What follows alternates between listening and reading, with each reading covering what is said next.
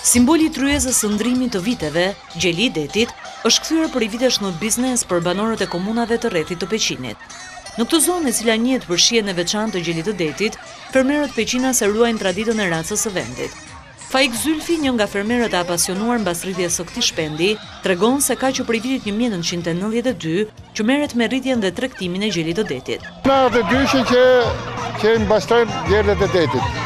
Tani kemi Leverdi, dita që vjen vetë se shtetësohet ministri, himtet të rritën me vezë, ku dalin fillim.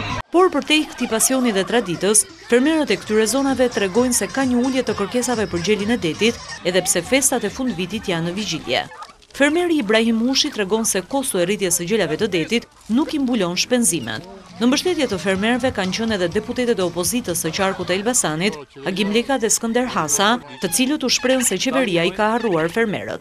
Sepse është shumë i lartë, plugimi është shumë i lartë, çmimet e plenë shumë larta, ilaçet janë shumë larta. Si da bashkë këtu, gjelit e një veçar. Nuk ka rri sukses, masë nej.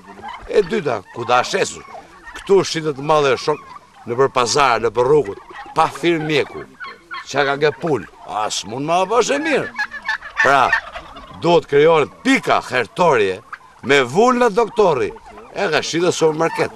Këtu në Shqipëri nuk ba. Të vjen keq që ministrat e kabinetit të qeverisë vinë dhe na tregojnë se kush është gjeli më i fortë i tufës. Kur duhet bëjnë të kundërtën, japin mundësi këtyre njerëzve që në punën e tyre të përditshme ta ndihmojnë me subvencione të ndryshme, të ulen kostot e prodhimit, të ulet çmimi, kanë mundësi për të tregtuar, për të rritur mirëqenien e tyre. Qarku i Elbasanit është një ndër kryesorët në vend për rritjen dhe tregtimin e gjelit të detit. Sipas drejtorisë së bujqësisë në Elbasan, janë mbi 120.000 krerë gjela dhe vetëm për festat e fundvitit tregtohen rreth 60.000 të tillë.